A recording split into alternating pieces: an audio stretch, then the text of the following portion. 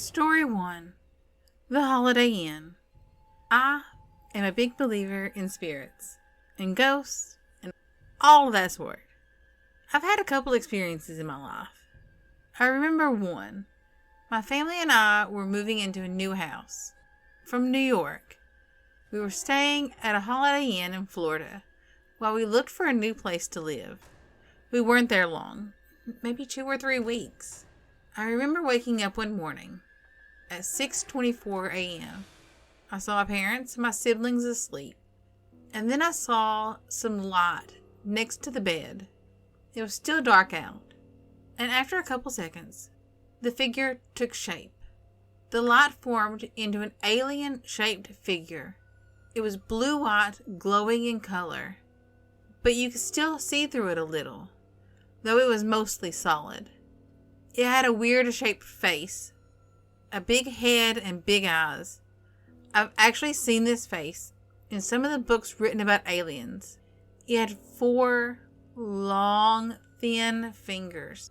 It lifted its hand up and waved at me a little.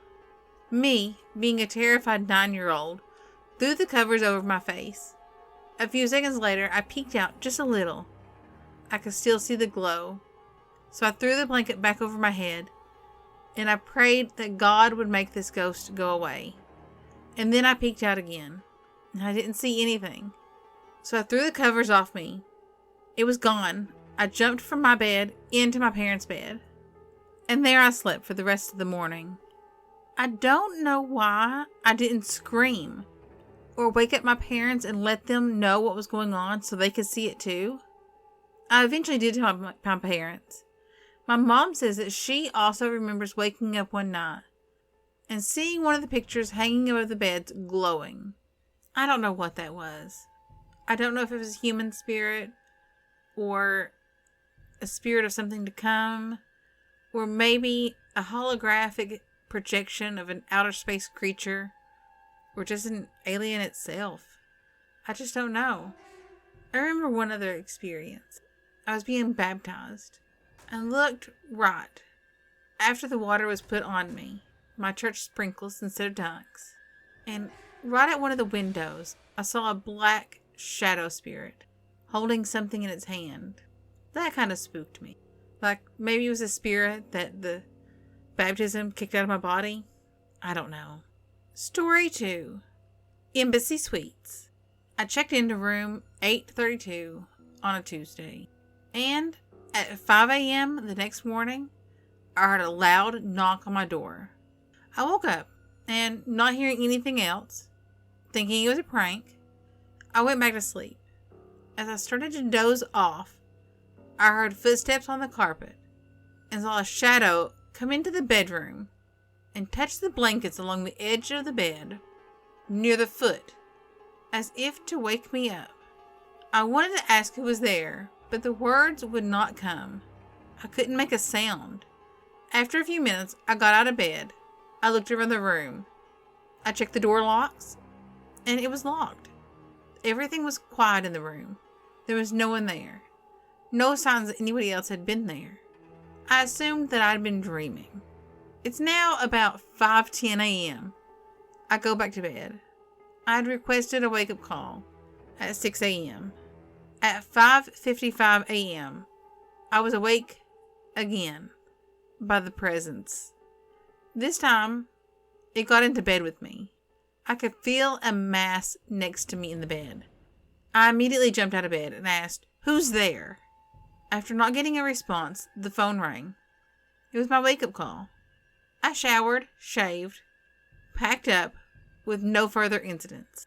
I went downstairs for breakfast and to meet a few associates. Upon returning to my room, I had totally forgotten about the incident, much like one would forget a bad dream. But upon entering the room, I felt a chill and got goosebumps. I retrieved my briefcase and my suit bag and was out the door. As I was checking out of the hotel, there were 3 employees speaking at the front desk. The young lady asked me if I was checking out, and I said yes. As she was processing my checkout, I mentioned to all 3 that there was something strange that had happened to me. without any information at all. One of the other employees asked seriously, "Did you see a ghost?" I said, "Funny that you should mention that. Why do you ask?" He indicated that other guests had experienced strange things in that room. I inquired about any tragedies that had happened in that room, and they said no. I repeated my entire experience to them. After recounting my story, the young lady employee and the third employee were really spooked. I left the hotel without further incident, and I don't know if I'll be back. Story 3. The Spa Resort. It was early May, and it was my high school 45th reunion. We were all meeting at the resort spa. Several of us were sitting on one of the porches Friday night, and the window on the 4th floor happened to catch my eye. The lights in that particular room went off and on every 15 seconds during the whole 2-hour period that we were sitting on the porch. The lighting seemed more like a glow, starting out soft and ending with much more intense light. It was almost like it was playing with us. I'd say, "Now it's on," and it would immediately go off. I would say, "Oh, it's off again," and it would immediately flip back on. I mentioned it the next day to a couple of the employees. They both paled and asked me again exactly what side of the building we were sitting on. They both said at the exact same time that the electricity to the wing that we were looking up at on the 4th floor had been turned off to get ready for renovations. The next month, the whole resort shut down for a $100 million renovation project. I kind of wonder, with all the renovation and disturbances going on, what that's going to do to the paranormal activity that we were clearly seeing. Should be fun. Story 4. The Manor Inn.